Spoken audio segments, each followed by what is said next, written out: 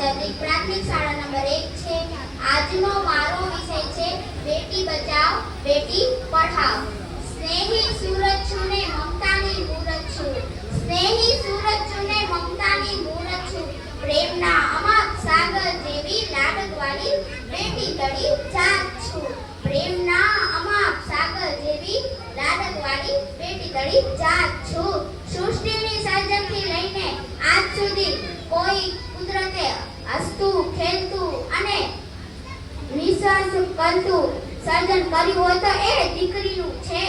મિત્રો, જગતની જનની જગદંબાના અવતાર સમી દીકરી એ તો દિલનો દીવો કહેવાય, દીકરી એ તો દિલનો દીવો કહેવાય, દીકરી એ તો તુલસીનો પાવન છોડ કહેવાય, કરુણા ત્યાગ પ્રેમની સાક્ષાત મૂર્તિ કહેવાય, કરુણા ત્યાગ પ્રેમની સાક્ષાત મૂર્તિ કહેવાય।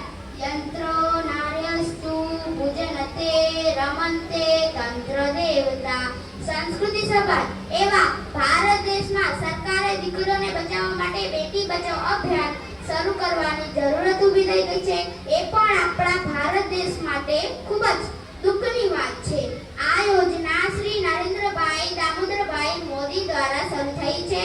સૌથી પહેલા આ યોજના હરિયાણામાં શરૂ થઈ હતી, પછી પંજાબમાં શરૂ થઈ હતી અને આ યોજનામાં 100 કરોડ ફાળવેલા છે।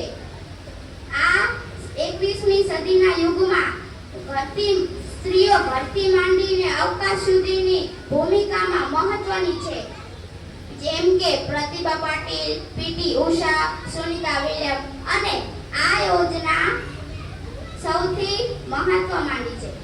આ યોજના સૌથી મહત્વ માંડી છે। પોતાના ઘરમાં દીવો કરે તે દીકરો, બીજાના ઘરમાં દીવો કરે તે દીકરી, દીકરો એક કુલ તારે અને દીકરી બે કુલ તારે, દીકરો નથી કણ સાપનો વારો, તે છે તુલસીનો ક્યારો અને હા